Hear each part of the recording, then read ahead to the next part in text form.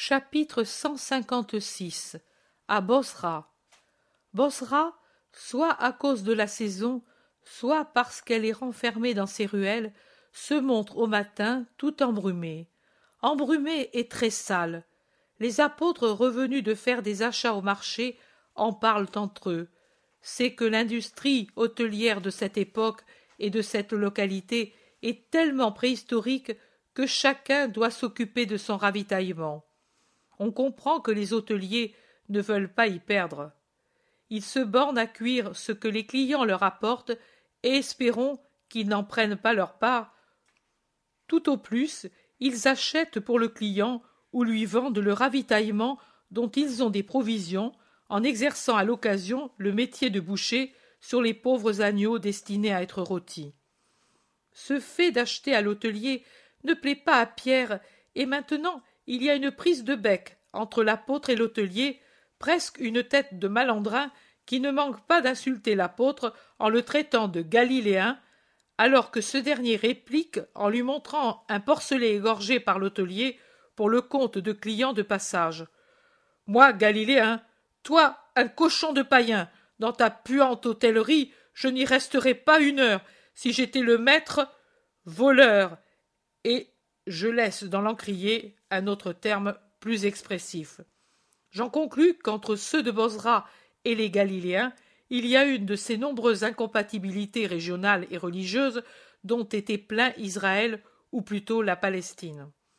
L'hôtelier crie plus fort « Si ce n'était que tu es avec le Nazaréen et que je vaux mieux que vos dégoûtants pharisiens qui le haïssent sans raison, je te laverai la figure avec le sang du porc.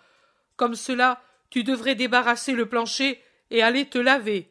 Mais je le respecte, lui, dont la puissance est certaine.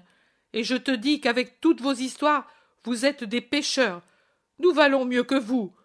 Nous ne dressons pas d'embûches. Nous ne sommes pas des traîtres. Vous, pouah, race de traîtres injustes et criminels qui ne respectez pas même le peu de saints que vous avez parmi vous. Pour qui? Traîtres? Pour nous. Ah, fasse le ciel que maintenant. Pierre est furieux et il est sur le point d'en venir aux mains alors que son frère et Jacques le retiennent et que Simon le Zélote s'interpose avec Matthieu.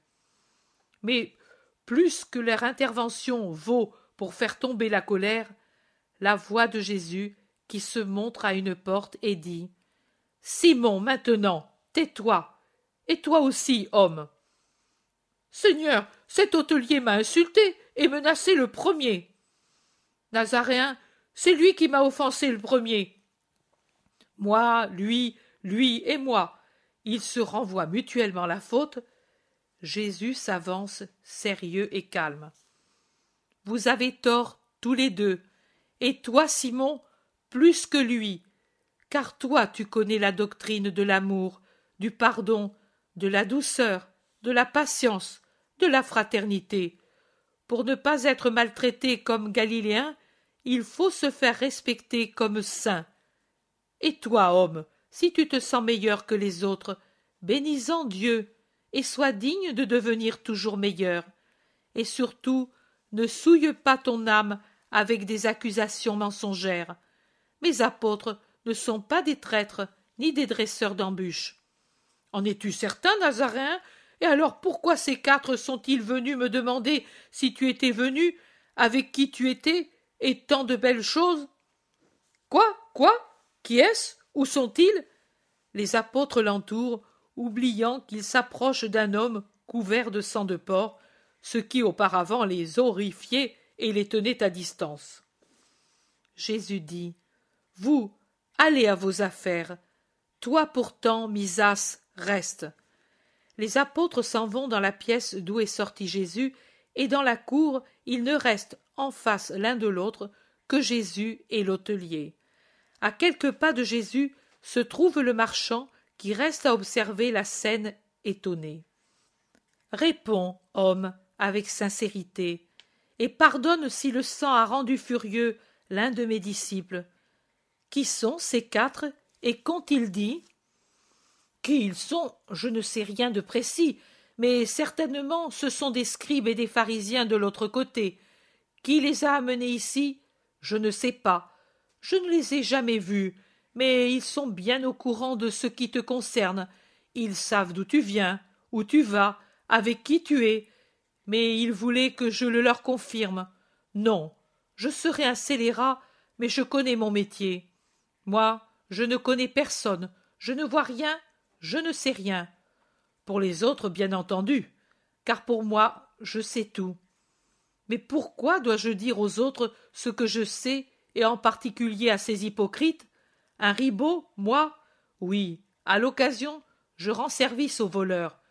Tu le sais très bien, mais je ne saurais voler ou tenter de te voler la liberté, l'honneur, la vie. Et eux, je ne suis plus Phara de Ptolomée, si ce n'est pas vrai ce que je dis. Eux te pistent pour te faire du mal. Et qui les envoie?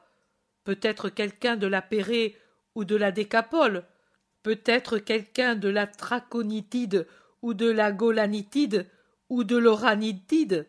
Non, nous, ou bien nous ne te connaissons pas, ou bien, si nous te connaissons, nous te respectons comme un juste, si nous ne croyons en toi comme un saint.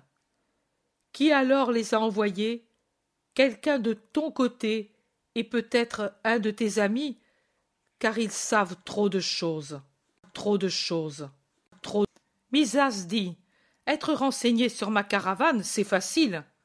L'hôtelier répond: non, marchand, pas sur toi, mais sur les autres qui sont avec Jésus. Moi, je ne sais pas, et je ne veux pas savoir. Je ne vois pas, et je ne veux pas voir. Pourtant, je te dis, si tu te sais coupable, tu dois remédier. Si tu te sais trahi, tu dois pourvoir.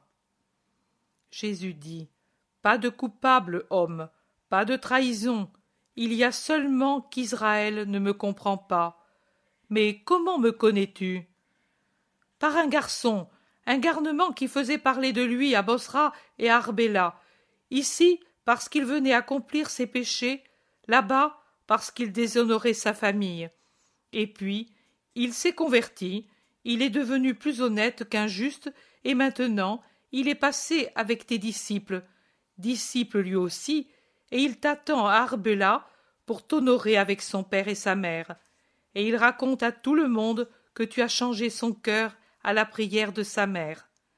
Philippe de Jacob, si jamais cette région devient sainte, il aura le mérite de l'avoir sanctifiée, et si à Bosra il y a quelqu'un qui croit en toi, c'est grâce à lui.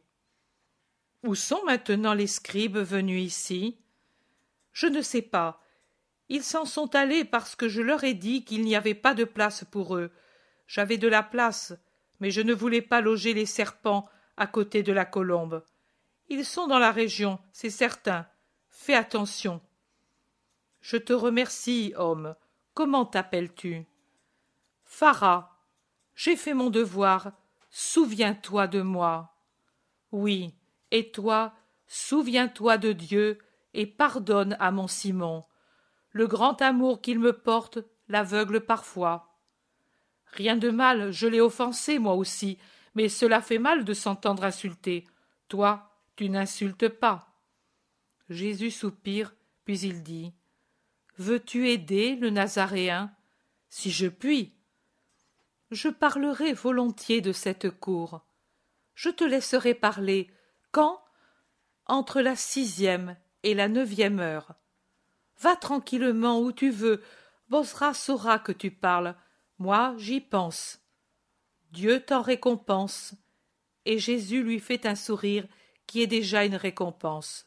Puis il se dirige vers la pièce où il était d'abord. Alexandre Misas lui dit: Maître, souris-moi aussi de cette manière. Je vais moi aussi dire aux habitants de venir écouter la bonté qui parle. J'en connais beaucoup. Adieu. À toi aussi, que Dieu te donne la récompense. Et Jésus lui sourit. Il entre dans la pièce. Les femmes sont autour de Marie, qui a le visage attristé et qui se lève tout de suite en allant vers son fils. Elle ne parle pas, mais tout en elle est interrogation. Jésus lui sourit et lui répond en disant à tous: rendez-vous libre pour la 6e heure. Ensuite, je parlerai ici à la foule. En attendant, allez, sauf Simon-Pierre, Jean et Hermasté, annoncez-moi et faites beaucoup d'aumônes. Les apôtres s'en vont. Pierre s'approche lentement de Jésus qui est près des femmes, et il demande « Pourquoi pas moi ?» Quand on est trop impulsif, on reste à la maison. Simon, Simon, quand donc sauras-tu exercer la charité envers le prochain? Pour le moment, c'est une flamme allumée, mais uniquement pour moi. C'est une lame droite et raide, mais seulement pour moi. Sois doux, Simon de Jonas. Tu as raison, Seigneur. Ta mère m'a déjà réprimandé, comme elle le sait, sans faire souffrir, mais son reproche m'a pénétré profondément. Cependant, fais-moi des reproches. Toi aussi, mais ensuite, ne me regarde plus avec cet air triste. Sois bon, sois bon. Saint-Ica, je voudrais te parler en particulier. Monte sur la terrasse. Viens toi aussi, ma mère. Et sur la terrasse rustique qui couvre une aile du bâtiment, dans le tiède rayonnement du soleil, Jésus se promène lentement entre Marie et la Grecque, et il dit « Demain, nous nous séparerons pour quelque temps. Près d'Arbela, vous, les femmes, accompagnées par Jean d'Andorre, vous irez vers la mer de Galilée, en continuant ensemble jusqu'à Nazareth. Mais, pour ne pas vous envoyer seul avec un homme un peu maladroit, je vous ferai accompagner par mes frères et par Simon-Pierre. Je prévois qu'il y aura des répugnances pour cette séparation, mais l'obéissance est la vertu du juste. Comme vous passez par le territoire que Chouza est chargé de surveiller au nom d'Hérode, Jeanne pourra avoir une escorte pour le reste de la route. Alors, vous renverrez les fils d'Alphée et Simon-Pierre. Mais voici pourquoi je t'ai demandé de monter ici. Je veux te dire, Saint-Ica, que j'ai décidé pour toi un séjour dans la maison de ma mère. Elle le sait déjà. Avec toi, il y aura Jean d'Andorre et Margiam. Soyez-y de bon cœur, en vous formant toujours plus à la sagesse. Je veux que tu aies grand soin du pauvre Jean. Je ne le dis pas à ma mère, parce qu'elle n'a pas besoin de conseils. Tu peux comprendre et avoir pitié de Jean, et lui peut te faire tant de bien, car c'est un maître avisé. Puis je viendrai, moi, oh, bientôt, et nous nous verrons souvent. J'espère te trouver toujours plus sage dans la vérité. Je te bénis, Saint-Ica, en particulier. C'est mon adieu pour toi, cette fois. À Nazareth, tu trouveras l'amour et la haine, comme partout, mais dans ma maison, tu trouveras la paix, toujours. Nazareth m'ignorera, et moi je l'ignorerai. Je vivrai en me nourrissant de la vérité, et le monde ne sera rien pour moi, Seigneur. C'est bien. Tu peux disposer, Saint-Ica. Et silence pour l'instant. Mère, tu es au courant. Je te confie mes perles les plus chères. Pendant que nous sommes en paix entre nous, maman, fais que ton Jésus se réconforte par tes caresses. Que de haine, mon fils, que d'amour, que d'amertume, Jésus bien-aimé, que de douceur, que d'incompréhension, mon fils, que de compréhension, maman. Ô mon trésor, fils chéri, maman, joie de Dieu et la mienne, maman. Ils s'embrassent en restant ensuite l'un à côté de l'autre sur le banc de pierre qui longe le muret de la terrasse. Jésus tient sa mère embrassée, protecteur et affectueux. Elle a la tête sur l'épaule de son fils, ses mains dans sa main, bien heureux. Le monde est si loin, enseveli par des flots d'amour et de fidélité, de fidélité, de fidélité. Chapitre 157. Le discours et les miracles de Bosra. Et le monde est aussi tellement voisin, avec ses flots de haine, de trahison, de douleur, de besoin, de curiosité. Et les flots viennent, comme ceux de la mer dans un port, mourir ici, dans la cour de l'hôtellerie de Bosra, que le respect de l'hôtelier, dont le cœur est meilleur que ne le laisse supposer sa figure, à nettoyer des excréments et des ordures. Des tas de gens de l'endroit, ou d'ailleurs, mais pourtant de la région, et des gens dont les conversations me font comprendre qu'ils viennent de loin, des rives du lac ou d'au-delà du lac. Des noms de pays, témoignages de douleur qui s'expriment dans les conversations qui s'entremêlent pendant que l'on attend Jésus.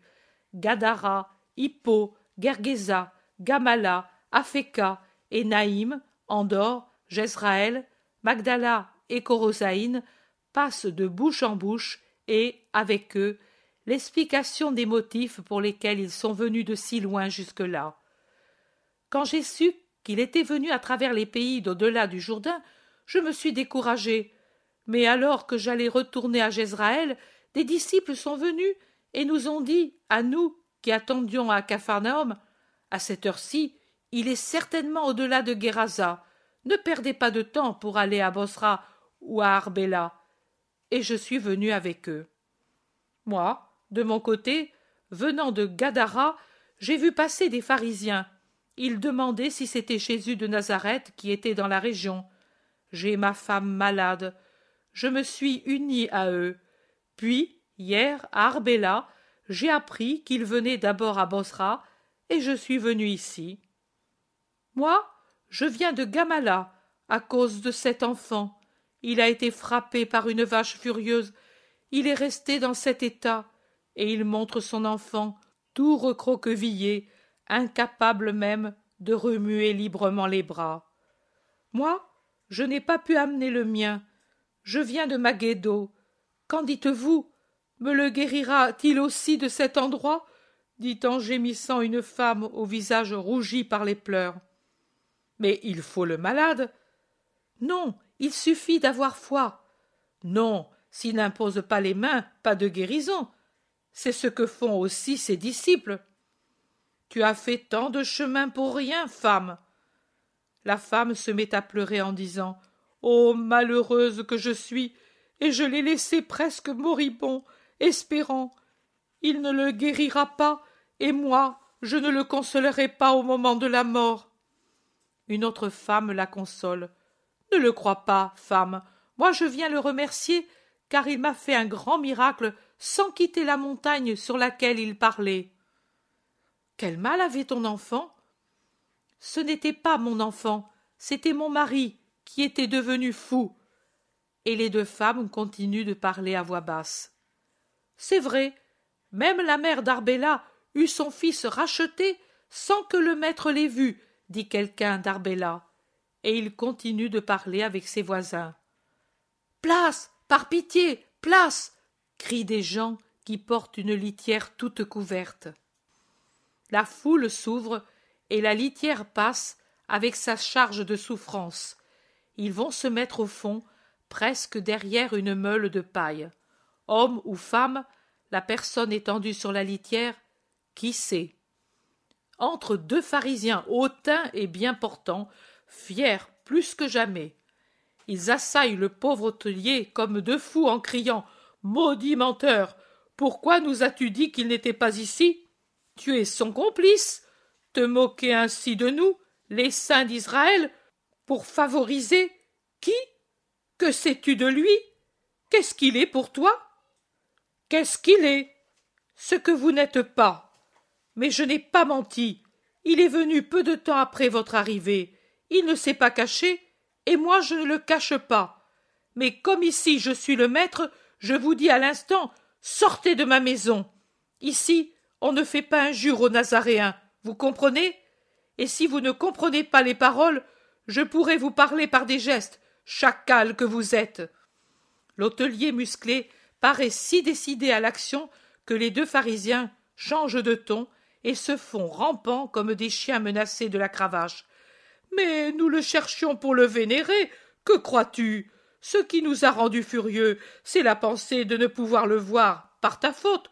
Nous savons qui il est, le Messie, saint et béni, vers lequel nous ne sommes pas dignes de lever le regard. Nous, la poussière, lui, la gloire d'Israël. Conduis-nous à lui. Notre cœur brûle du désir d'entendre sa parole. » L'hôtelier leur rend la monnaie de leurs pièces en répondant « Oh, tiens donc, comment ai-je pu penser qu'il n'en était pas ainsi, moi qui connais de réputation la justice des pharisiens? Mais bien sûr, vous êtes venu pour l'adorer, vous brûlez de ce désir, je vais le lui dire, j'y vais. » « Non, par Satan, ne me suis pas, et toi non plus, ou je vous cogne l'un contre l'autre, vieille momie venimeuse, au point de vous faire rentrer l'un dans l'autre. Restez ici, toi ici, où je te plante, et toi là. Je regrette de ne pouvoir vous enfoncer dans la terre jusqu'au cou, afin de me servir de vous comme d'un pieu pour y attacher les porcs qu'il me faut tuer. » Et unissant le geste à la parole, il prend d'abord le pharisien le plus maigre par-dessous les bras, le soulève et puis le plante par terre si violemment que si le sol n'avait pas été aussi dur, il y aurait pénétré au moins jusqu'à la cheville. Mais le sol est dur, et après une forte secousse, l'homme reste debout comme un pantin. Puis l'hôtelier s'empare de l'autre, et bien qu'il soit plutôt obèse, il le soulève et le redescend avec la même furie, et comme il réagit et se débat, au lieu de le planter debout, il le plaque assis par terre, un vrai paquet de chair et d'étoffe. Et il s'en va, en disant un vilain mot qui se perd dans les lamentations des deux et les éclats de rire d'un grand nombre de gens. Il entre dans un couloir, passe dans une petite cour, monte un escalier, pose le pied sur une galerie à portique, et de là, dans une vaste pièce où Jésus avec tous les siens et le marchand achève le repas. Il est arrivé 2 des 4 pharisiens, vois un peu, pour l'instant je les ai remis en place. Ils voulaient me suivre, je n'ai pas voulu. Ils sont maintenant en bas dans la cour où il y a beaucoup de malades et d'autres eux aussi. J'y vais tout de suite. Merci, Phara. Tu peux aller. Tout le monde se lève, mais Jésus ordonne aux disciples de rester où ils sont, et de même les femmes, sauf sa mère, Marie de Cléophas, Suzanne et Salomé. Voyant la peine qui paraît sur les visages de ceux qui sont exclus, il dit « Allez sur la terrasse, vous entendrez aussi bien. » Il sort avec les apôtres et les 4 femmes. Il refait le chemin fait par l'hôtelier et entre dans la grande cour. Les gens lèvent la tête pour voir, et les plus malins montent sur le tas de paille, sur les chars arrêtés sur un côté, sur le bord des bassins. Jésus les salue de son salut habituel, comme s'ils étaient ses plus fidèles amis. Cependant, il ne s'arrête pas pour répondre à leurs questions onctueuses. « Êtes-vous si peu nombreux et sans disciples? Ils t'ont donc abandonné ?» Jésus, tout en marchant, répond avec sérieux. « Pas d'abandon.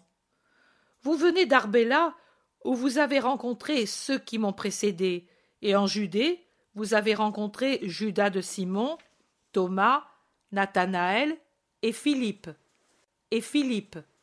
Et Philippe. » Le pharisien corpulent n'ose plus le suivre, et il s'arrête tout à coup, rouge comme de la braise. L'autre, plus effronté, insiste. « C'est vrai, mais justement nous savions que tu étais avec des disciples fidèles et avec les femmes, et nous étions étonnés de te voir avec si peu de monde. Nous voulions voir tes nouvelles conquêtes pour nous féliciter avec toi. » Et il rit d'un rire faux. « Mes nouvelles conquêtes, les voilà. » Et Jésus trace devant lui un demi-cercle montrant les foules venant pour la plus grande partie de l'au-delà, du Jourdain, c'est-à-dire de ces régions où se trouve Bosra. Et puis, sans laisser aux pharisiens le temps de répliquer, il commence à parler. « Des gens m'ont cherché, qui d'abord ne s'enquéraient pas de moi. Des gens m'ont trouvé, qui d'abord ne me cherchaient pas. Et j'ai dit, me voici, à une nation qui n'invoquait pas mon nom. Gloire au Seigneur, qui met la vérité sur la bouche des prophètes. Vraiment, en voyant cette foule qui se serre autour de moi, j'exulte dans le Seigneur, parce que je vois accomplies les promesses que l'Éternel m'a faites quand il m'a envoyé dans le monde. Ces promesses que moi-même j'ai allumées, avec le Père et le Paraclet, dans la pensée, dans la bouche, dans le cœur des prophètes. Ces promesses que j'ai connues avant d'être chair, et qui m'ont encouragé à revêtir une chair, et qui me donnent la force, oui, me réconfortent contre toute haine, rancœur, doute et mensonge.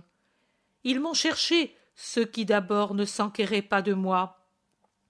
Ils m'ont trouvé, ceux qui ne me cherchaient pas. Pourquoi, au contraire, m'ont-ils repoussé, ceux auxquels j'avais tendu les mains en leur disant « Me voici » ?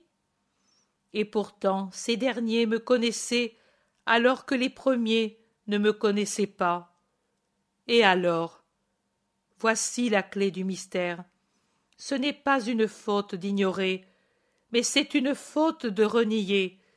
Et trop de ceux qui étaient informés sur mon compte et auxquels j'ai tendu les mains m'ont renié comme si j'étais un bâtard ou un voleur, un Satan corrupteur, parce que dans leur orgueil ils ont éteint la foi et se sont égarés dans des chemins qui n'étaient pas bons, tortueux, coupables, en quittant la route que ma voix leur indiquait. Le péché est dans le cœur, dans les plats, dans les lits, dans les cœurs et dans les esprits de ce peuple qui me repousse et qui, voyant partout le reflet de sa propre impureté, la voit même sur moi, et sa haine l'accumule encore plus, et alors il me dit « Éloigne-toi, toi qui es impur !» Et que dira alors celui qui vient, avec ses vêtements teints de rouge, beau dans ses vêtements, et qui marche dans la grandeur de sa force? Accomplira-t-il ce que dit Isaïe, et ne se taira pas, mais versera dans leur sein ce qu'il mérite? Non, il faut d'abord qu'il pile dans son pressoir, tout seul, abandonné de tous, pour faire le vin de la rédemption. Le vin qui enivre les justes pour en faire des bienheureux, le vin qui enivre ceux qui sont coupables de la grande faute pour mettre en miettes leur sacrilège puissance. Oui, mon vin qui mûrit heure par heure au soleil de l'éternel amour sera ruine et salut pour beaucoup, comme il est dit dans une prophétie qui n'est pas encore écrite, mais déposée dans la roche sans fissure, d'où est jaillie la vigne qui donne le vin de la vie éternelle. Vous comprenez? Non, vous ne comprenez pas, ô docteurs d'Israël. Peu importe que vous compreniez. Elles vont descendre sur vous, les ténèbres dont parle Isaïe. Ils ont des yeux, et ils ne voient pas. Ils ont des oreilles, et ils n'entendent pas. Vous faites écran à la lumière par votre haine, et pour cela on peut dire que la lumière a été repoussée par les ténèbres et que le monde n'a pas voulu la connaître.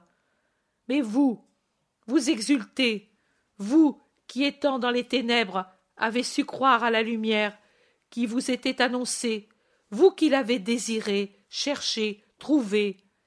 Exulte, ô peuple des fidèles, qui, par monts, vallées, fleuves et lacs, est venu au salut, sans tenir compte de la fatigue du long chemin. Il en sera de même pour l'autre, le chemin spirituel qui, des ténèbres de l'ignorance, te conduira, ô peuple de Bosra, à la lumière de la sagesse.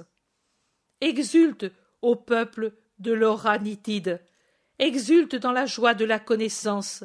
Vraiment, il est dit aussi de toi et des peuples qui t'entourent, quand le prophète chante que vos chameaux et vos dromadaires se presseront sur les chemins de Nephtali et de Zabulon pour apporter l'adoration au vrai Dieu et pour être ses serviteurs dans la sainte et douce loi, qui n'impose pas autre chose pour donner la paternité divine et la béatitude éternelle que d'observer les 10 commandements du Seigneur, aimer le vrai Dieu avec tout soi-même, aimer le prochain comme soi-même, respecter les sabbats sans les profaner, honorer les parents, ne pas tuer, ne pas voler, ne pas commettre l'adultère, n'être pas faux dans les témoignages, ne pas désirer la femme ni les biens d'autrui. Oh, vous êtes bienheureux si, venant de plus loin, vous surpassez ceux qui étaient de la maison du Seigneur et qui en sont sortis, aiguillonnés par les 10 commandements de Satan, de l'inimitié avec Dieu, de l'amour-propre, de la corruption du culte, de la dureté pour les parents, du désir de l'homicide, de l'essai de voler la sainteté d'autrui, de la fornication avec Satan, des témoignages faux, de l'envie pour la nature et la mission du Verbe, et du péché horrible qui fermente et mûrit au fond des cœurs, de trop de cœurs. Exultez, vous qui avez soif, exultez, vous qui avez faim, exultez, vous qui êtes affligés. Vous étiez rejetés, vous étiez proscrits, vous étiez méprisés, vous étiez étrangers. Venez, exultez, maintenant ce n'est plus vrai. Moi, je vous donne maison, bien, paternité, patrie. Je vous donne le ciel. Suivez-moi, moi qui suis le Sauveur. Suivez-moi, moi qui suis le Rédempteur. Suivez-moi, moi qui suis la vie. Suivez-moi, moi qui suis celui auquel le Père ne refuse pas de grâce. Exultez dans mon amour, exultez, et pour que vous voyiez que je vous aime, ô vous qui m'avez cherché avec vos souffrances, ô vous qui avez cru en moi avant même de m'avoir connu, pour que ce jour soit un vrai jour d'exultation, je prie ainsi. Père, Père saint, que sur toutes les blessures, les maladies, les plaies des corps, les angoisses, les tourments, les remords des cœurs, sur toutes les foi qui naissent, sur celles qui vacillent, sur celles qui se raffermissent, descendent, ô descendent, salut, grâce, paix. Paix en mon nom, grâce en ton nom, salut pour notre amour réciproque. Bénis, ô Père très saint, rassemble et fonds en un seul troupeau tous ces fils, miens et tiens, dispersés. Fais que où je suis, eux y soient. Une seule chose avec toi, Père saint, avec toi, avec moi, avec le très divin esprit. Jésus, les bras en croix, les paumes tournées en haut vers le ciel, le visage levé, la voix éclatante comme une trompette d'argent, est irrésistible dans ses paroles.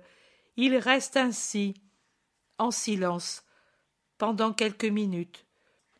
Puis ses yeux de saphir cessent de regarder le ciel pour regarder la vaste cour pleine d'une foule qui soupire émue ou frémit d'espérance. Ses mains se joignent comme pour se porter en avant, et avec un sourire qui le transfigure, il jette le dernier cri. Exultez, ô vous qui croyez et espérez, peuple des souffrants, lève-toi et aime le Seigneur ton Dieu. C'est la guérison simultanée et complète de tous les malades, des cris délirants, un tonnerre de voix qui chante l'Hosanna au Sauveur, et du fond de la cour, traînant encore le drap qui la couvrait, une femme fend la foule en tombant aux pieds du Seigneur. La foule pousse un autre cri, un cri de terreur.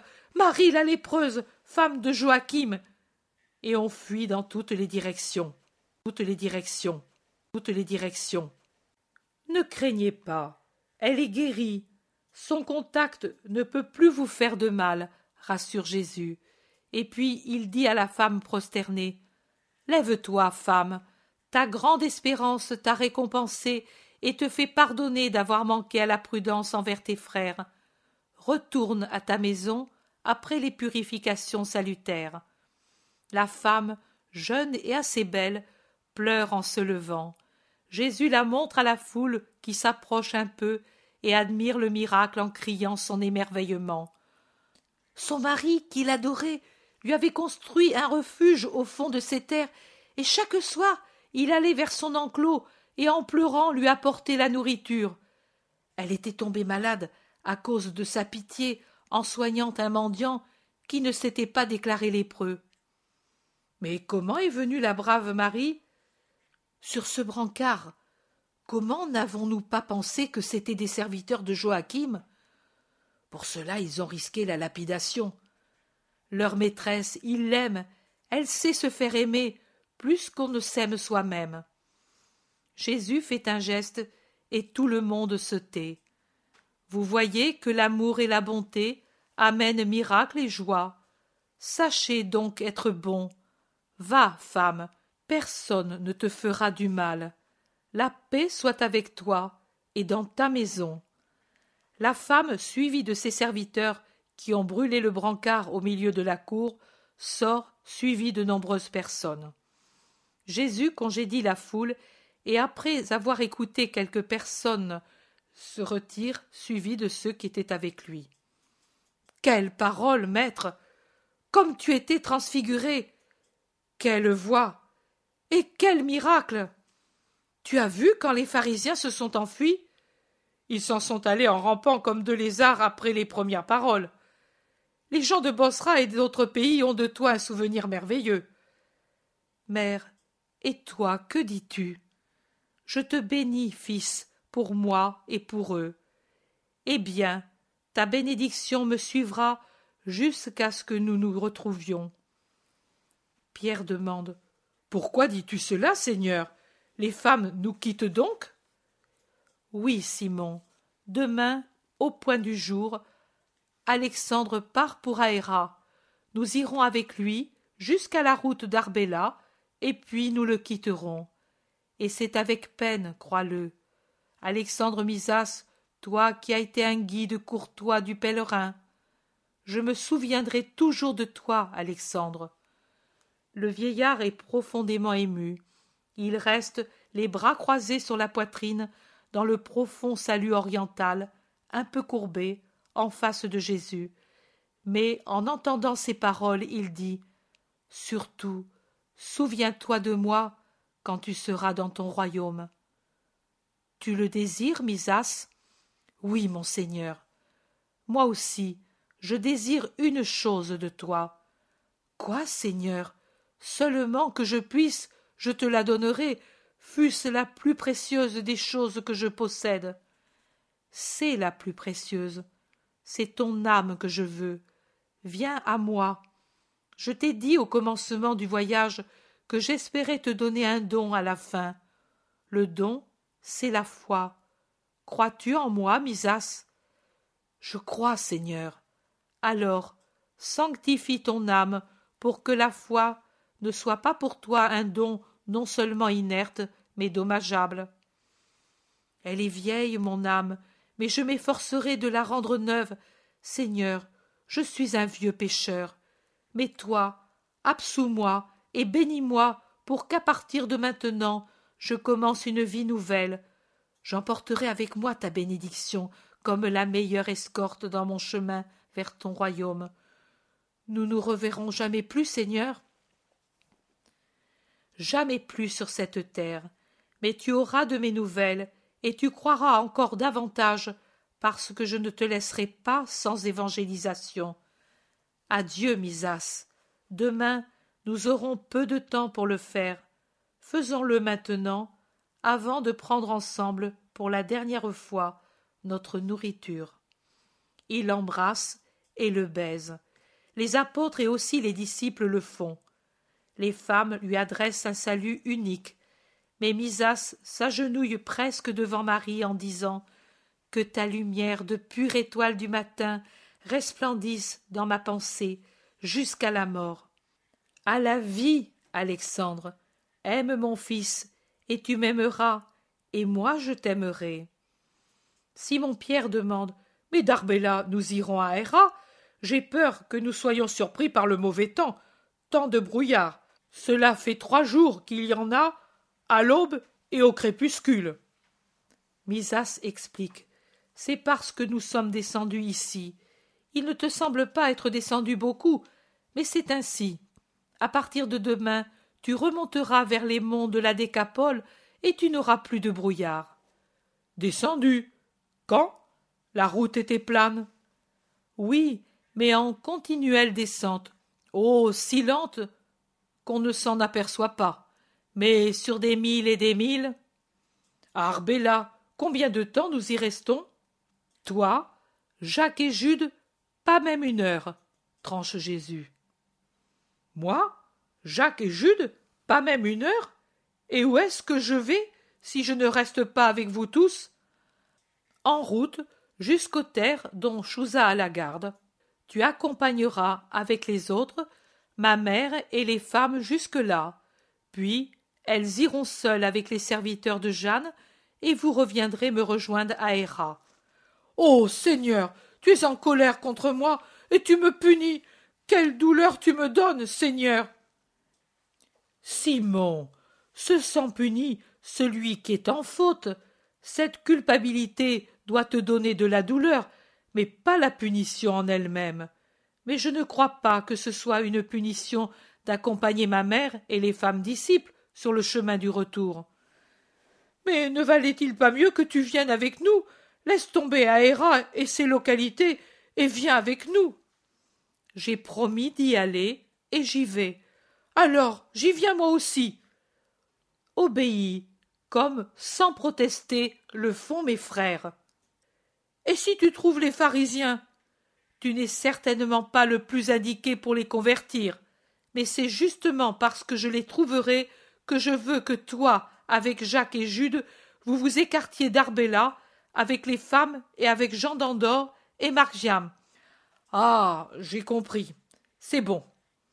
Jésus se tourne vers les femmes et il les bénit une à une en donnant à chacune les conseils qui conviennent. Marie-Madeleine, en s'inclinant pour baiser les pieds de son Sauveur, demande « Te verrai-je encore avant de retourner à Béthanie ?» Sans aucun doute, Marie, au mois d'Étanim, je serai sur le lac. Sur le lac. Sur le lac. Chapitre 158. L'adieu aux femmes disciples. La vénération de Misas se révèle au matin suivant. Pour les premiers kilomètres de route, il a fait arranger la charge des chameaux de manière à former un berceau commode pour les cavaliers inexperts. Et c'est assez amusant de voir émerger des paquets et des caisses les têtes brunes ou blondes, aux cheveux longs jusqu'aux oreilles des hommes, ou des tresses qui apparaissent sous les voiles des femmes. De temps à autre, le vent, produit par la course accélérée des chameaux, rejette en arrière ses voiles, et on voit briller au soleil les cheveux d'or de Marie de Magdala ou ceux d'un blond plus doux de Marie très sainte, alors que les têtes de couleur plus ou moins foncée de Jeanne, Saint-Ica, Marthe, Marcelle, Suzanne et Sarah prennent des reflets d'indigo ou de bronze foncé, et que les têtes chenues d'Élise, de Salomé et de Marie de Cléophas, saupoudrées d'argent, brillent sous le clair soleil qui les chauffe. Les hommes avancent sur leur nouveau moyen de transport, et Margiam rit heureux. On s'aperçoit que l'explication du marchand est vraie quand, en se retournant, on voit tout en bas Bosra avec ses tours et ses hautes maisons dans le dédale de ses rues étroites. Des collines en pente douce se présentent au nord-ouest. C'est à leur base que s'allonge la route pour Arbela, c'est là que s'arrête la caravane pour faire descendre les voyageurs et se séparer. Les chameaux s'agenouillent avec leurs charges mouvantes, ce qui fait pousser des cris à plus d'une femme. Je m'aperçois maintenant que les femmes avaient été prudemment attachées à leurs selles. Elles descendent un peu étourdies par le roulis, mais reposées. Misas aussi descend, qui avait pris en selle Margiam, et pendant que les chameliers refont les chargements suivant la méthode habituelle, il s'approche de Jésus pour un nouveau salut. Je te remercie, Misas, tu nous as épargné beaucoup de fatigue et de perte de temps. Oui, 20 000 se sont faits en une petite heure. Ils ont de longues jambes, les chameaux, même si leur démarche n'est pas douce. Je veux espérer que les femmes n'en ont pas trop souffert. Les femmes assurent toutes qu'elles se sont reposées et sans souffrance. Maintenant, vous êtes à 6 000 d'Arbela, que le ciel vous accompagne et vous donne un agréable chemin. Adieu, mon Seigneur. Permets-moi de baiser tes pieds saints. Heureux de t'avoir rencontré, Seigneur. Souviens-toi de moi. Misas baise les pieds de Jésus, et puis remonte en selle, et son crrr crrr fait relever les chameaux, et la caravane part au galop sur la route plate parmi des nuages de poussière. Le brave homme, je suis tout mal fichu, mais en revanche, mes pieds sont délacés. Mais quelle secousse! C'est autre chose qu'une tempête du Nord sur le lac. Vous riez? Moi, je n'avais pas de coussin, comme les femmes. Vive ma barque! C'est encore la chose la plus propre et la plus sûre. Et maintenant, mettons-nous les sacs au dos et allons-y. C'est une compétition à qui prendrait la plus lourde charge, mais les vainqueurs sont ceux qui doivent rester avec Jésus, c'est-à-dire Matthieu, le Zélote, Jacques et Jean, Hermasté et Timon. Ils prennent tout pour épargner les 3 qui doivent aller avec les femmes, ou plutôt les 4 s'il faut compter Jean d'Andorre, mais comme il est mal en point, son aide aurait été toute relative. Ils marchent à vive allure pendant quelques kilomètres. Ils arrivent au sommet de la colline qui servait de paravent du côté ouest, et là réapparaît une plaine fertile, entourée par un cercle de collines plus élevées que celles d'abord rencontrées, et qui a, en son milieu, une colline longue et isolée. Dans la plaine, une ville, Arbela. Ils descendent, et ils sont vite dans la plaine. Ils marchent encore quelque temps, puis Jésus s'arrête en disant « Voici l'heure de la séparation. Prenons ensemble la nourriture, et puis séparons-nous.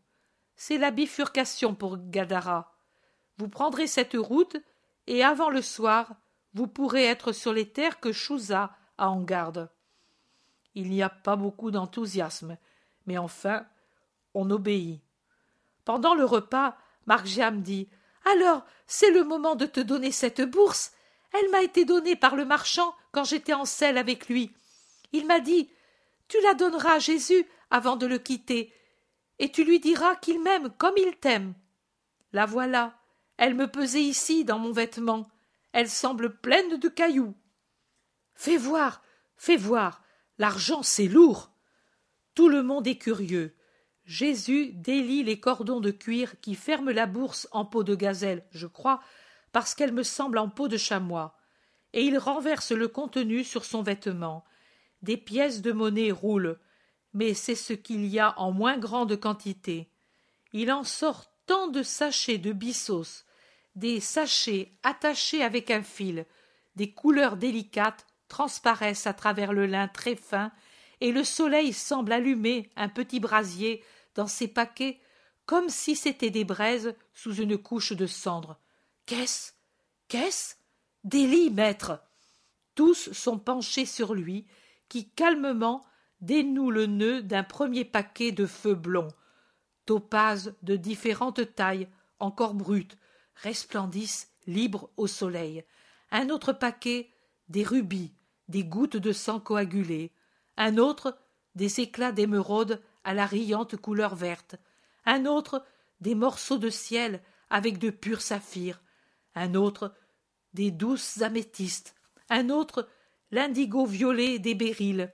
Un autre, la splendeur noire des onyx, et ainsi de suite pour les 12 paquets.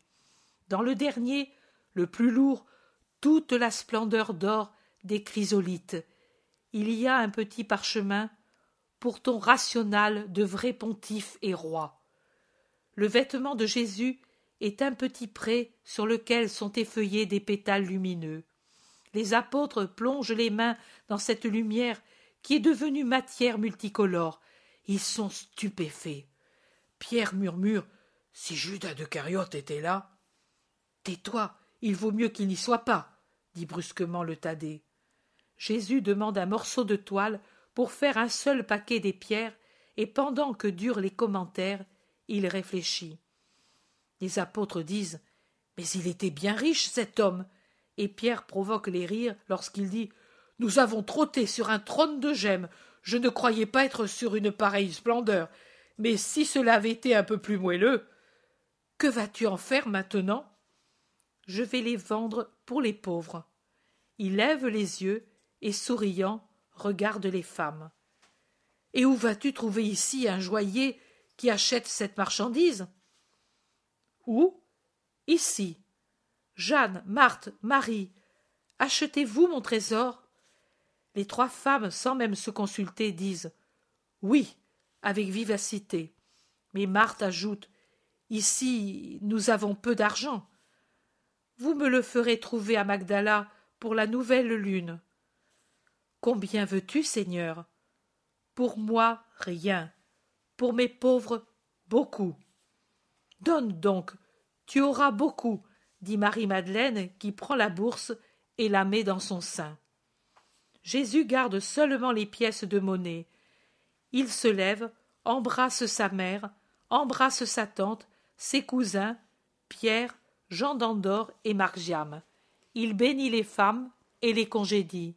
Et elles s'en vont, se retournant encore, jusqu'à ce qu'un tournant de la route les cache. Jésus, avec ceux qui restent, se dirige vers Arbela. Une toute petite troupe désormais, avec seulement 8 personnes. Il marche rapidement et en silence vers la ville qui se rapproche de plus en plus. Et même pour aujourd'hui, avec beaucoup de patience des deux côtés, nous avons fini.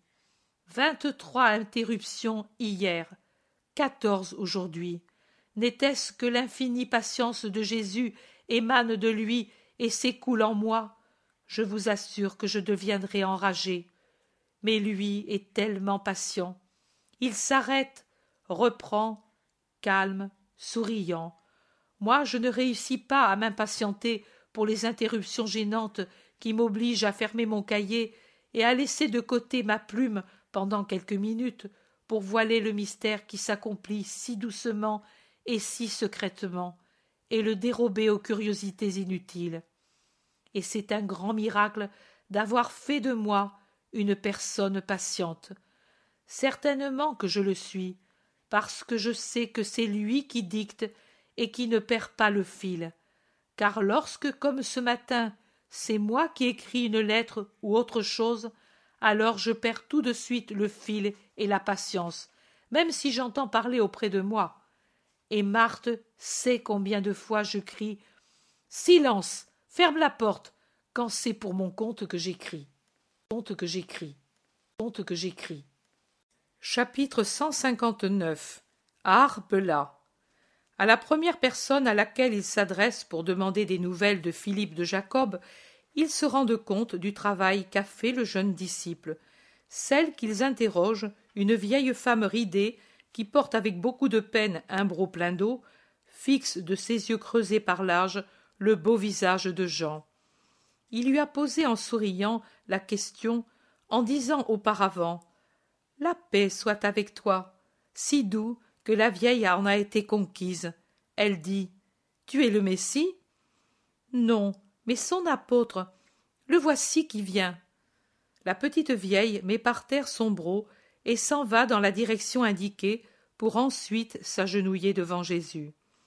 Jean, resté seul avec Simon devant le broc qui s'est renversé en répandant la moitié de son contenu, sourit en disant à son compagnon « Il convient de prendre ce broc et d'aller retrouver la petite vieille. » Et il le fait en se mettant en route, alors que son compagnon ajoute « Et il servira pour boire. Nous avons tous soif. » Ils rejoignent la petite vieille qui, ne sachant ce qu'elle doit dire précisément, continue de répéter « Beau, saint fils de la plus sainte mère !» Elle se tient à genoux, buvant des yeux le visage de Jésus qui lui sourit en disant à son tour « Lève-toi, mère, mais lève-toi donc !» Quand ils la rejoignent, Jean lui dit « Nous avons pris ton broc, mais il s'est renversé, il y a peu d'eau, mais si tu le permets, nous boirons cette eau, et puis nous remplirons le broc. »« Oui, fils, oui, et il me déplaît de n'avoir que de l'eau pour vous. Je voudrais avoir du lait, comme quand je nourrissais mon Jude pour vous donner la chose la plus douce qui existe sur la terre, le lait d'une mère. Je voudrais avoir du vin, du meilleur, pour vous donner des forces. Mais Marianne d'Élysée est vieille et pauvre. »« Ton eau est pour moi du vin et du lait, mère, parce qu'il est donné avec amour, » répond Jésus, en buvant le premier au broc que Jean lui présente. Puis les autres boivent. La petite vieille, qui à la fin s'est levée, les regarde comme elle regarderait le paradis. Elle s'aperçoit, quand ils ont tous bu, qu'ils vont jeter l'eau qui reste pour aller à la fontaine qui coule au bout de la route. Voilà qu'alors la petite vieille se jette en avant, en défendant le broc et en disant « Non, non, plus que de l'eau lustrale, cette eau est sainte dont lui a bu.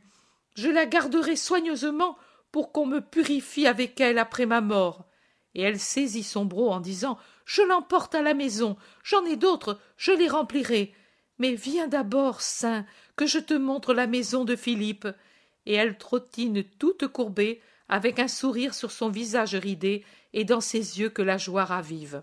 Elle trottine en tenant un pan du manteau de Jésus entre ses doigts, comme si elle craignait qu'il puisse lui échapper, et elle défend son broc contre l'insistance des apôtres qui voudraient la décharger de ce poids. Elle trottine bien heureuse, regardant la route déserte et les maisons d'Arbela qui sont fermées dans le soir qui descend, avec le regard d'un conquérant heureux de sa victoire. Finalement, on passe de ce chemin secondaire à un autre plus central où il y a des gens qui se hâtent de rentrer chez eux. Les gens l'observent étonnés, la montrent du doigt et l'interpellent. Elle, après avoir attendu qu'il y ait un cercle assez important de gens, crie « J'ai avec moi le Messie de Philippe. Courez en donner la nouvelle partout et d'abord à la maison de Jacob, qu'il soit prêt à honorer le saint. » Elle crie à en perdre haleine. Elle sait se faire obéir. C'est son heure de commandement à la pauvre petite vieille du peuple, seule, inconnue. Et elle voit toute la ville s'ébranler à son commandement. Jésus, tellement plus grand qu'elle, lui sourit quand elle le regarde de temps à autre et pose sa main sur sa tête sénile en la caressant comme un fils, ce qui la fait presque s'évanouir de joie. La maison de Jacob est dans une rue du centre, toute ouverte et illuminée. Elle présente après le portail une longue entrée où des gens s'agitent avec des lampes et sortent joyeux dès que Jésus apparaît sur le chemin. Le jeune disciple Philippe, puis la mère et le père, les parents, les serviteurs, les amis. Jésus s'arrête et répond avec majesté au salut profond de Jacob, puis il s'incline sur la mère de Philippe qui le vénère à genoux. Il la fait lever, la bénit et lui dit « Sois toujours heureuse pour ta foi. » Puis il salue le disciple qui est accouru avec son ami, que Jésus salue aussi. La vieille Marianne, malgré tout, ne lâche pas le pan du manteau et sa place à côté de Jésus jusqu'à ce qu'ils vont poser le pied dans l'atrium. Alors elle gémit « Une bénédiction pour que je sois heureuse.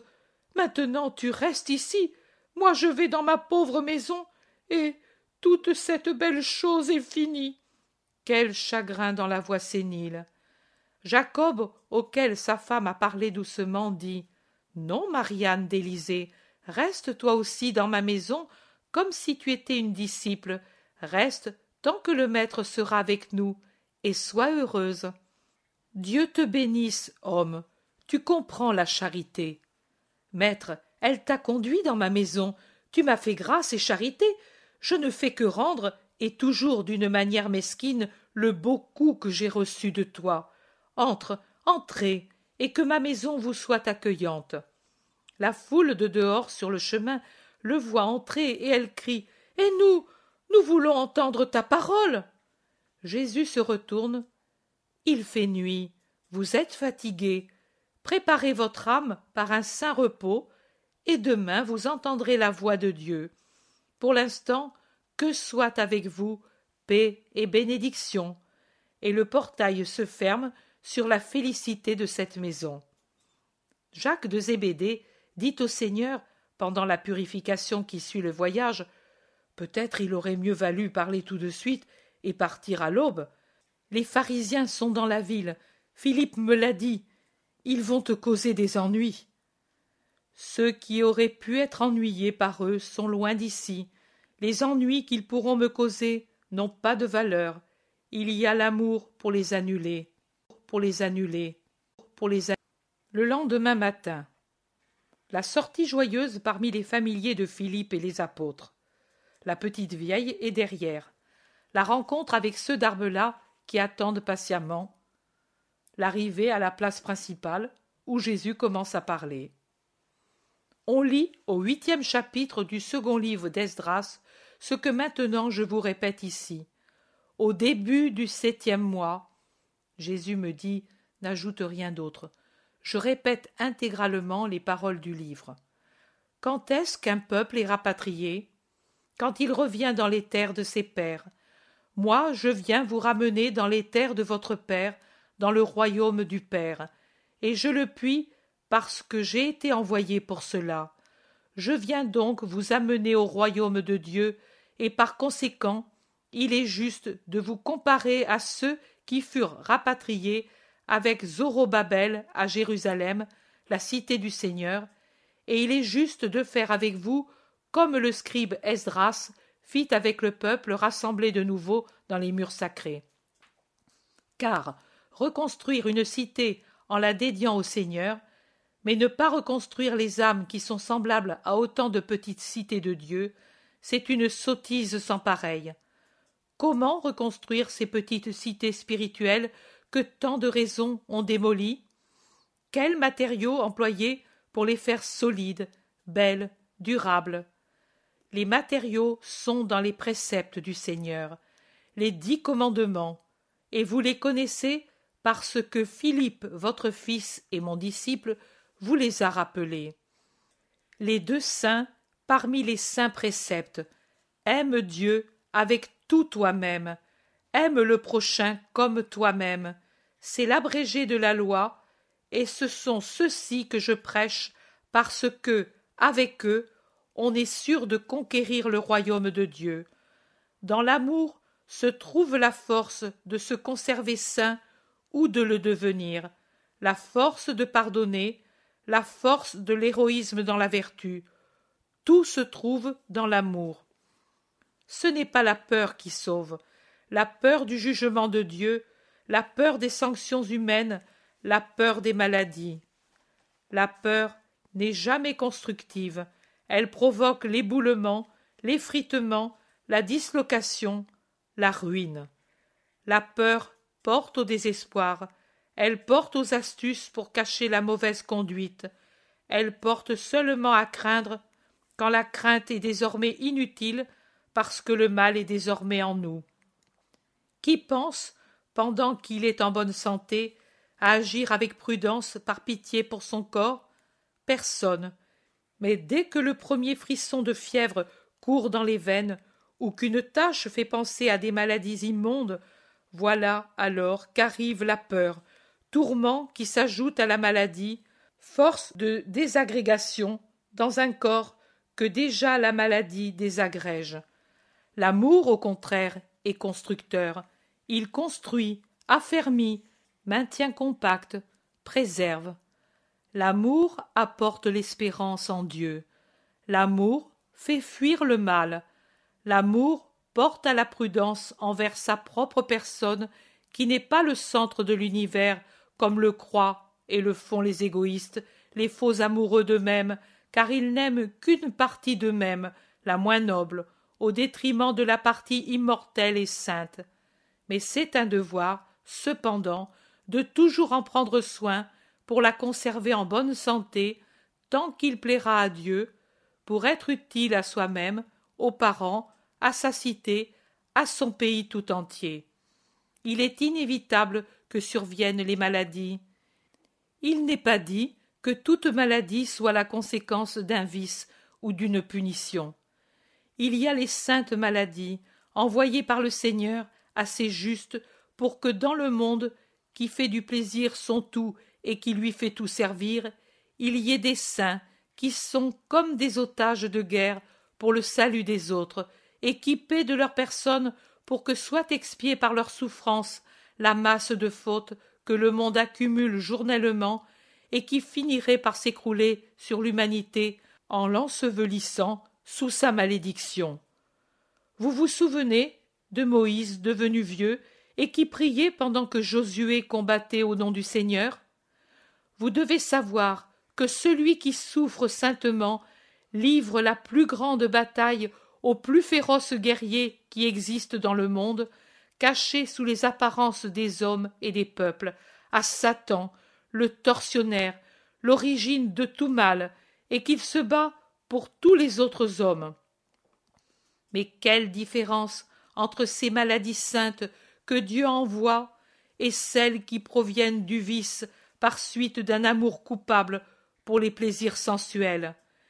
Les premières, preuve de la volonté bienfaisante de Dieu, les secondes, preuve de la corruption satanique. Il faut donc aimer pour être saint, parce que l'amour crée, préserve, sanctifie. Moi aussi, en vous annonçant cette vérité, je vous parle comme Néhémie et Esdras. Ce jour est consacré au Seigneur notre Dieu. Pas de deuil, pas de pleurs. Car tout deuil cesse quand on vit le jour du Seigneur. La mort perd sa dureté, car la perte d'un fils, d'un époux, d'un père, d'une mère ou d'un frère devient une séparation momentanée et limitée. Momentanée parce qu'elle cesse avec notre propre mort, limitée parce qu'elle se limite au corps, au sens. L'âme ne perd rien par la mort d'un parent qui s'est éteint. Mais, au contraire, la liberté n'est limitée que d'un côté, celui du survivant dont l'âme est encore enserrée dans la chair, alors que l'autre côté, celui qui est passé à une seconde vie, jouit de la liberté et de la possibilité de veiller sur nous et de nous obtenir davantage, bien davantage, que quand il nous aimait dans la prison du corps. Je vous dis, comme Néhémie et Esdras, allez manger de la viande grasse et boire du vin doux, et envoyez-en des parts à ceux qui n'en ont pas, car c'est un jour saint pour le Seigneur, et personne ne doit souffrir ce jour-là. Ne vous attristez pas, car la joie du Seigneur qui est parmi vous est la force de celui qui reçoit la grâce du Seigneur très haut dans ses murs et dans son cœur.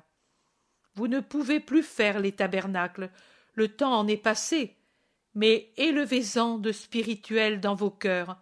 Gravissez la montagne, c'est-à-dire montez vers la perfection.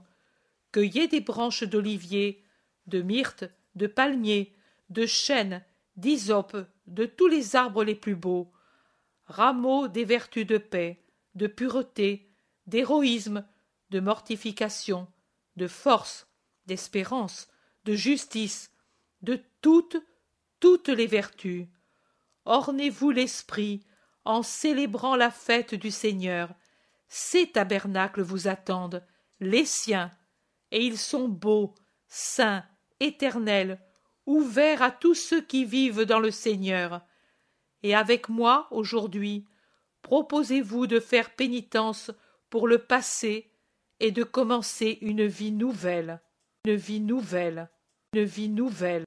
Ne craignez rien du Seigneur, lui vous appelle parce qu'il vous aime. Ne craignez pas, soyez ses fils comme tous ceux d'Israël. C'est aussi pour vous qu'il a fait la création et le ciel, qu'il a suscité Abraham et Moïse, qu'il a ouvert la mer et créé la nuée qui indique la route, et qu'il est descendu du ciel pour donner la loi, qu'il a ouvert les nuées pour faire pleuvoir la manne, et qu'il a rendu le rocher fécond pour qu'il vous donne de l'eau. Et maintenant, ô maintenant que pour vous aussi il envoie le pain vivant du ciel pour votre faim, la vraie vigne et la source de la vie éternelle pour votre soif, et par ma bouche il vous dit, entrez pour posséder la terre sur laquelle j'ai levé la main pour vous la donner, ma terre spirituelle, le royaume des cieux. La foule échange des paroles enthousiastes, puis voilà les malades, si nombreux. Jésus les fait ranger sur 2 files, et, pendant que cela se fait, il demande à Philippe d'Arbela, « Pourquoi ne les as-tu pas guéris ?» Pour qu'ils aient ce que moi j'ai eu, la guérison par tes mains. Jésus passe en bénissant, un par un, les malades, et c'est le prodige habituel qui se répète, des aveugles qui voient, et des sourds qui entendent, des muets qui parlent, des bossus qui se redressent, des fièvres qui tombent, des faiblesses qui disparaissent. Les guérisons sont terminées, puis, après le dernier malade, il y a 2 pharisiens qui étaient allés à Bosra et 2 autres. « La paix à toi, maître, et à nous, tu ne dis rien ?» J'ai parlé pour tout le monde. Mais nous n'avions pas besoin de ces paroles. Nous sommes les saints d'Israël. À vous qui êtes des maîtres, je dis, commentez entre vous le chapitre suivant, le 9e du 2e livre d'Esdras, en vous rappelant combien de fois Dieu a usé jusqu'ici de miséricorde envers vous, et dites en vous frappant la poitrine comme si c'était une prière, la conclusion du chapitre. Bien dit, maître. Et tes disciples, ils le font? Oui, c'est la première chose que j'exige. Tous, même les homicides qui sont dans tes rangs? Vous sentez l'odeur du sang? C'est une voix qui crie vers le ciel. Efforcez-vous alors de ne pas imiter ceux qui le répandent. Nous ne sommes pas des assassins. Jésus les fixe en les transperçant de son regard. Ils n'osent pas ajouter un mot pendant quelque temps, mais ils suivent le groupe qui revient à la maison de Philippe, qui croit devoir les inviter à entrer en prenant part au banquet. « Très volontiers, nous serons plus longtemps avec le maître, » disent-ils avec de grandes révérences. Mais arrivés dans la maison, ils semblent des limiers. Ils regardent, jettent dans toutes les directions des regards furtifs, posent des questions astucieuses aux serviteurs et jusqu'à la petite vieille qui me semble attirée par Jésus comme le fer par l'aimant. Mais elle répond vivement. « Moi, hier, je n'ai vu qu'eux. Vous rêvez. Moi, je les ai accompagnés ici, et en fait de gens, il n'y avait que ce garçon blond et bon comme un ange. » Il foudroie la petite vieille en l'insultant et se tourne dans une autre direction. Mais un serviteur, sans leur répondre directement, se penche sur Jésus qui est assis et parle avec le maître de maison.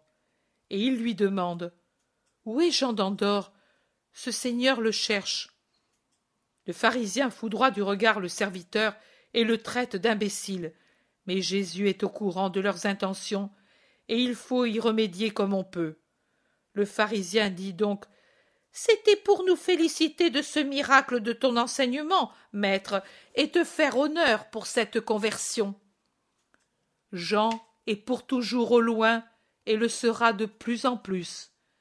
Il est retombé dans son péché? Non, il monte vers le ciel. Imitez-le, et dans l'autre vie, vous le trouverez. Les 4 ne savent plus que dire, et prudemment parlent d'autre chose. Les serviteurs annoncent que les tables sont prêtes, et tout le monde passe dans la salle du festin. C'est vrai, l'espoir s'allume plus vivement, et par qui serais-je recueilli, moi qui suis si mal, et qui suis rongé par la torture de Satan, comme par un ver rongeur? Il ne me donne pas de trêve, ne pouvant me prendre autrement, il me prend ainsi.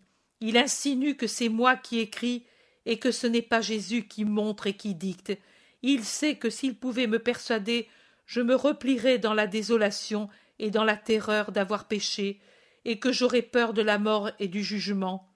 Oh, s'il me torture, il m'abasourdit tellement par ses propos ininterrompus que moi, lorsque Jésus met fin à la vision et à ses paroles, je perds toute possibilité de jouir de ce qui est ma vie, c'est-à-dire de ce surnaturel qui m'enveloppe et fait de moi un porte-parole. À vous qui lisez, paraissent-ils si beaux ces épisodes? Autrefois, j'avais aussi ces impressions. Maintenant, à part le côté artistique, je n'éprouve rien d'autre. C'est inutilement que je cherche et cherche encore les phrases qui, au moment où elles m'étaient dites, m'élevaient vers la béatitude. C'est inutilement que je pense et repense aux attitudes dont la douceur m'avait tant frappé pendant que je les voyais. Tout est éteint, tout est cendre.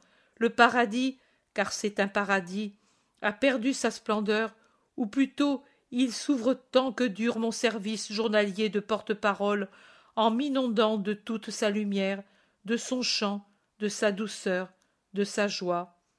Et puis, le travail terminé, voilà que tout se ferme hermétiquement, et que je suis enveloppé et submergé par la brume et l'obscurité, sans autre voie que celle du doute et de la négation qui me pique et me raille. N'est-ce pas une grande peine, cela? Et pourtant, je ne veux pas désespérer et dire « je laisse tomber, car c'est mon œuvre ». Non, ce n'est pas mon œuvre, surtout maintenant, épuisé et accablé par tant de choses, en ignorant tant d'autres, je ne pourrais faire cela. Moi, dans l'état de faiblesse physique où je me trouve et de tristesse morale, je ne pourrais qu'éprouver de la nausée pour cela, et je n'écrirai rien. Matériellement, impossibilité de penser, moralement, dégoûté de penser, goûté de penser, goûté de penser. Chapitre 160. En allant à Aéra. Arbela aussi est loin désormais. Dans la compagnie de Jésus, il y a maintenant Philippe d'Arbela et l'autre disciple que j'entends appeler Marc. La route est boueuse comme s'il avait beaucoup plu. Le ciel est gris.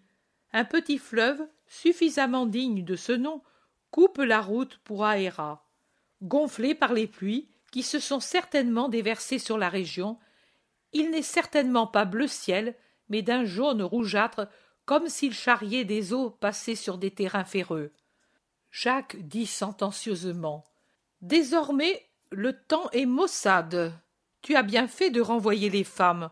Pour elles, ce n'est plus un temps pour être sur les chemins. » Et Simon le Zélote, toujours paisible dans son absolue donation au maître, proclame « Le maître fait bien tout ce qu'il fait. Il n'est pas inintelligent comme nous. Lui voit et prévoit tout pour le mieux, et plutôt pour nous que pour lui. » Jean, heureux d'être à ses côtés, le regarde par en dessous, avec son visage riant, et il dit « Tu es le plus cher, le meilleur maître qu'on ait eu, a et aura, outre que tu es le plus saint. » Ces pharisiens, quelle déception! Et même le mauvais temps a servi à les persuader que justement Jean d'Andorre n'était pas là. Mais pourquoi se comporte-t-il ainsi avec lui? Demande Hermasté, qui a beaucoup de tendresse pour Jean d'Andorre.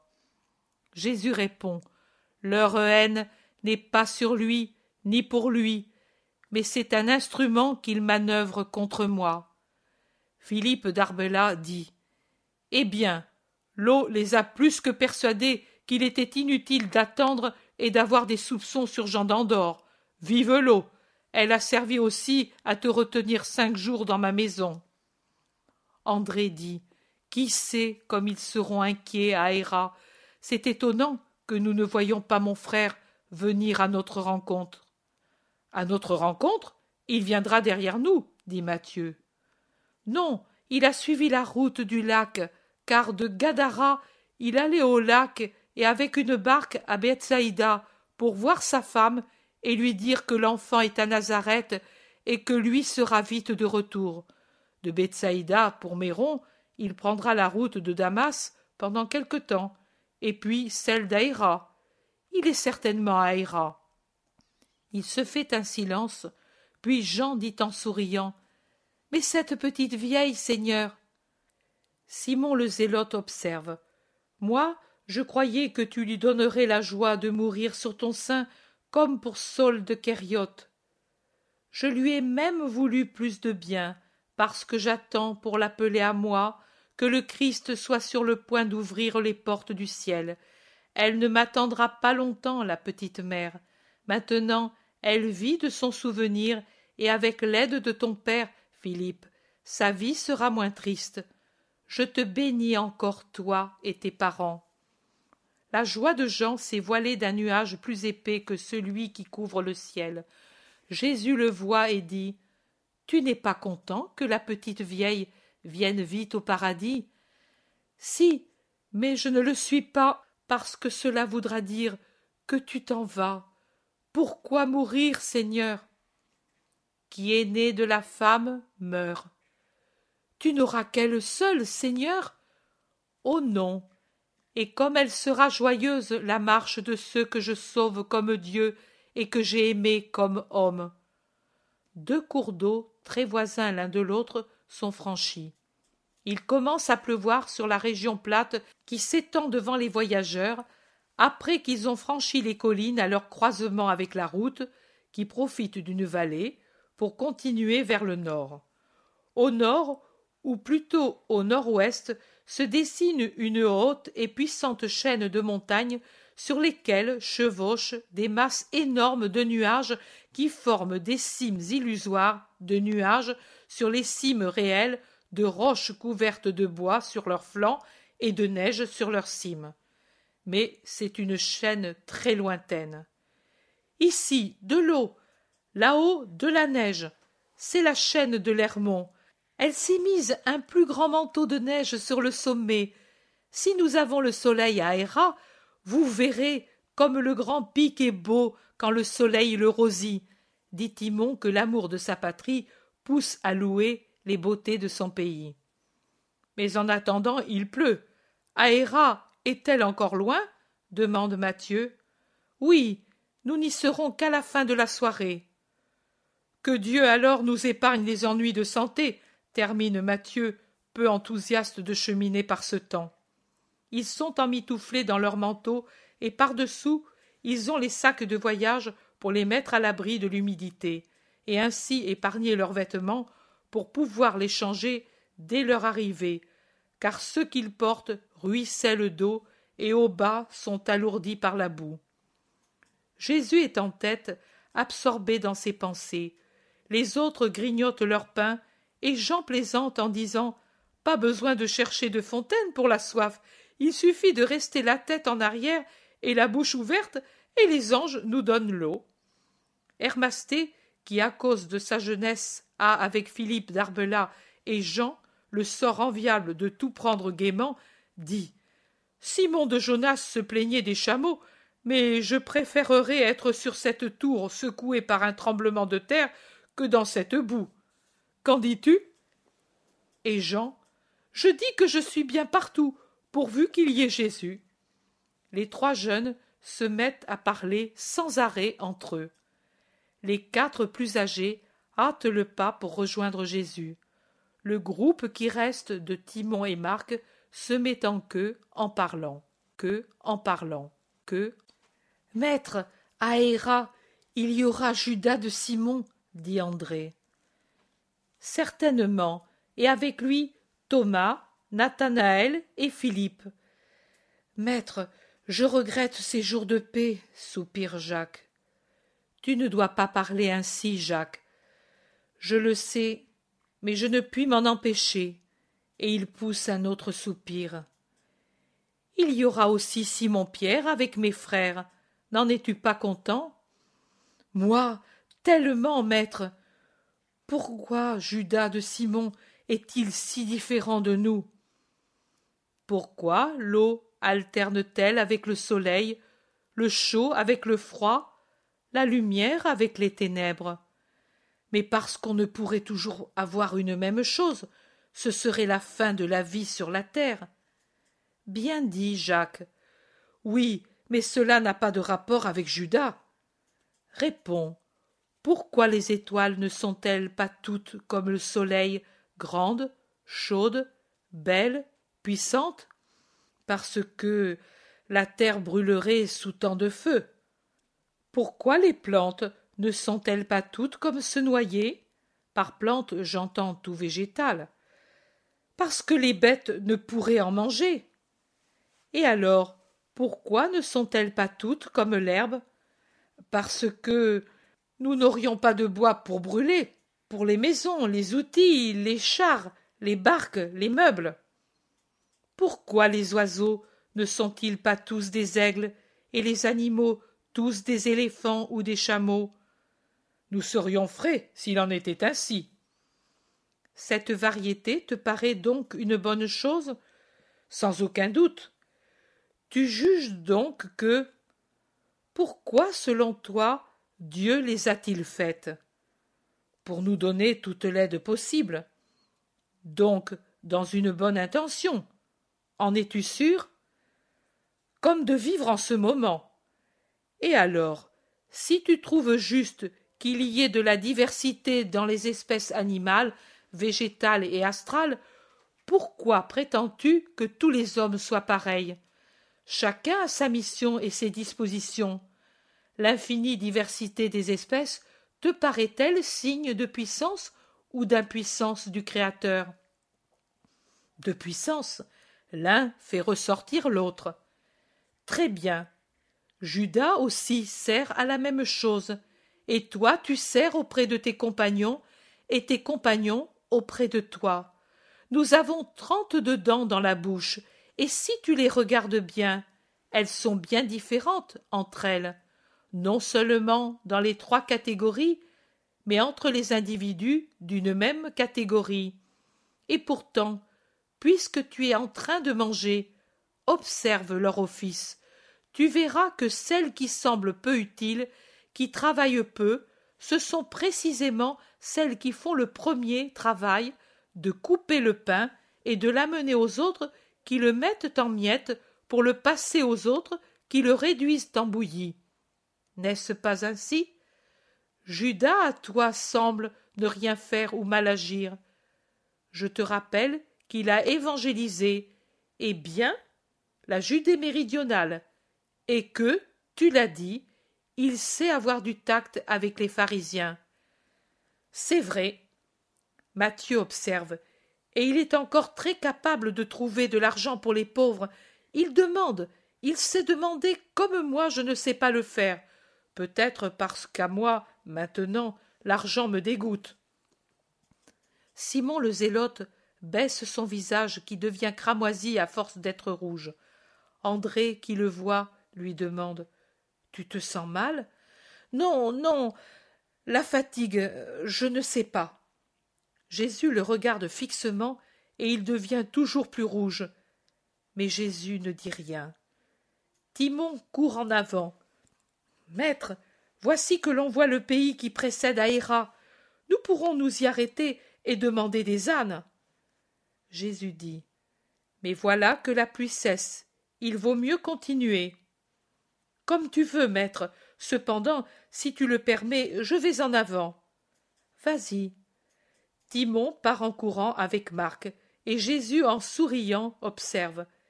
Il veut que nous ayons une entrée triomphale. Tous sont de nouveau en groupe. Jésus les laisse s'échauffer à parler de la diversité des régions, et puis s'en va en arrière, en prenant avec lui le Zélote. Quand ils sont seuls, Jésus lui demande « Pourquoi as-tu rougi, Simon ?» Son visage devient comme de la braise, et il ne parle pas. Jésus répète la question, et il devient plus rouge et plus silencieux. Jésus renouvelle la question. « Seigneur, tu le sais, pourquoi me le fais-tu dire ?» crie le Zélote qui souffre comme si on le torturait. En as-tu la certitude? Il ne l'a pas nié. Pourtant il a dit « J'agis ainsi par prévoyance. J'ai du bon sens. Le maître ne pense jamais au lendemain. Si l'on veut, c'est vrai. Mais cependant, c'est toujours, maître, toi, mets le mot exact. C'est toujours une preuve que Judas est seulement un homme. Il ne sait pas s'élever pour être seulement un esprit. Mais plus ou moins, vous êtes tous pareils. Vous craignez des choses sottes. Vous vous tourmentez pour des prévoyances inutiles. Vous ne savez pas croire que la Providence est puissante et présente. Eh bien, que cela reste entre nous deux, n'est-ce pas? Oui, maître. Un silence, puis Jésus dit « Nous allons bientôt revenir au lac. Ce sera beau, un peu de recueillement après tant de marche. Nous deux, nous irons à Nazareth pour quelque temps, vers les Ansénies. Toi, tu es seul. Les autres seront en famille. Toi, tu resteras avec moi. Seigneur, Judas et Thomas et même Matthieu sont seuls. N'y pense pas. Chacun fera les fêtes en famille. Matthieu a sa sœur. Toi, tu es seul, à moins que tu ne veuilles aller chez Lazare. Non, Seigneur, éclate Simon le Zélote. Non, j'aime Lazare, mais être avec toi, c'est être au paradis. Merci, Seigneur. Et il lui baise la main. Lui baise la main. Lui baise la... Le petit pays est dépassé de peu quand, sous une nouvelle averse, réapparaissent sur le chemin inondé Timon et Marc qui crient « Arrêtez-vous! Voilà Simon-Pierre avec des bourricots. Je l'ai rencontré qui venait. Cela fait 3 jours qu'il vient vers cet endroit avec les animaux sous l'eau. » Il s'arrête sous le couvert de rouvre qui abrite un peu de l'averse. Et voici venir à califourchon sur un âne en tête d'une file de monture Pierre qui ressemble à un moine sous la couverture qui lui cache la tête et les épaules. « Dieu te bénisse, maître, mais je l'avais bien dit qu'il serait trempé comme quelqu'un tombé dans le lac. Allons, vite, tout le monde en selle. Aéra, depuis 3 jours, est en feu à force de tenir les cheminées allumées pour te sécher. Vite, vite. En quel état, mais regardez donc. Mais vous n'étiez pas capable de le retenir? Ah, quand je n'y suis pas. Regardez donc, il a les cheveux plaqués comme si c'était un noyer. Tu dois être gelé sous cette eau. Quelle imprudence. Et vous, ô malheureux, toi le premier, imbécile de frère, et puis tous les autres, que vous êtes beaux. Vous ressemblez à des sacs tombés dans un étang. Allons, vite. Ah, je ne me fie plus à vous le confier. J'en suis noyé d'horreur. Et de parler, Simon, dit calmement Jésus, pendant que son âne trotte à côté de celui de Pierre, en tête de la caravane. Jésus répète, et de parler inutilement. Tu ne m'as pas dit si les autres sont arrivés, si les femmes sont parties, si ta femme va bien. Tu ne m'as rien dit. Je te dirai tout. Mais pourquoi es-tu parti sous cette pluie? Et toi, pourquoi es-tu venu? Parce que j'avais hâte de te voir, mon maître. Parce que j'avais hâte de te retrouver, mon Simon. Oh, mon cher maître, comme je t'aime! Épouse, enfant, maison, rien, rien, tout est laid, si toi tu n'y es pas. Tu le crois que je t'aime ainsi? Je le crois. Je sais qui tu es, Simon. Qui? Un grand enfant, plein de petits défauts, et sous ceux-ci sont ensevelis tant de belles qualités. Mais il y en a une qui n'est pas ensevelie, c'est ton honnêteté en tout. Eh bien, qu'y a-t-il à Héra? Jude, ton frère avec Jacques, et puis Judas de Kériote avec les autres. Il paraît avoir fait beaucoup de bien, Judas. Tous le louent. Il t'a posé des questions. Oh, tant! Je n'ai répondu à aucune, disant que je ne savais rien. En effet, que sais-je, sinon que j'ai accompagné les femmes jusque près de Gadara? Tu sais, je ne lui ai rien dit de Jean d'Andorre. Il croit qu'il est avec toi. Tu devrais le dire aux autres. Non, eux aussi, comme toi, ne savent pas où est Jean. Inutile d'en dire davantage. Mais ces ânes, pendant 3 jours, quelle dépense! Et les pauvres? Les pauvres? Judas est garni de deniers et il s'en occupe. Ces ânes ne me coûtent rien. Ceux d'Aéra m'en auraient donné 1000 sans payer pour toi. J'ai dû faire la grosse voix pour les empêcher de venir à ta rencontre avec une armée d'ânes. Timon a raison. Ici, tout le monde croit en toi. Ils valent mieux que nous. Et il soupire. Simon, Simon, dans l'au-delà du Jourdain, nous avons été honorés. Un galérien, des païennes, des pécheresses, des femmes vous ont donné une leçon de perfection. Garde-en le souvenir, Simon de Jonas, toujours. J'essaierai, Seigneur. Voilà les premiers de Aéra. Regarde combien de gens. Voici la mère de Timon. Voici tes frères dans la foule. Voici les disciples que tu avais envoyés avant ceux qui sont venus avec Judas de Kériote. Voici le plus riche d'Aéra avec ses serviteurs. Il voulait que tu sois son hôte, mais la mère de Timon a fait valoir ses droits et tu es chez elle. Regarde, ils sont ennuyés parce que l'eau éteint les torches. Il y a beaucoup de malades, tu sais. Ils sont restés dans la ville, près des portes, pour te voir tout de suite. Quelqu'un qui a un entrepôt de bois les a accueillis sous les hangars. Cela fait 3 jours qu'ils sont là, les pauvres gens. Depuis que nous sommes arrivés, nous étonnant que tu n'y étais pas. » Les cris de la foule empêchent Pierre de continuer, et il se tait, restant aux côtés de Jésus comme un écuyer. La foule que l'on a rejoint s'ouvre, et Jésus passe sur son ânon, ne cessant de bénir pendant qu'il passe. Ils entrent dans la ville. « Vers les malades tout de suite, » dit Jésus, sans se soucier des protestations de ceux qui voudraient le mettre à l'abri sous un toit et lui procurer de la nourriture et du feu, de crainte qu'il ne souffre trop. « Eux souffrent plus que moi, » répond-il. Il tourne à droite. Voici la rustique enceinte de l'entrepôt de bois. La porte est grande ouverte, et un cri plaintif en sort. « Jésus, fils de David, aie pitié de nous !» Un chœur suppliant, insistant comme une litanie. Voix d'enfant, voix de femme, voix d'homme, voix de vieillard, tristes comme les bêlements d'agneaux qui souffrent, affligés comme des mères qui meurent, découragés comme celles de gens qui n'ont plus qu'une seule espérance, tremblantes comme celles de gens qui ne savent plus que pleurer.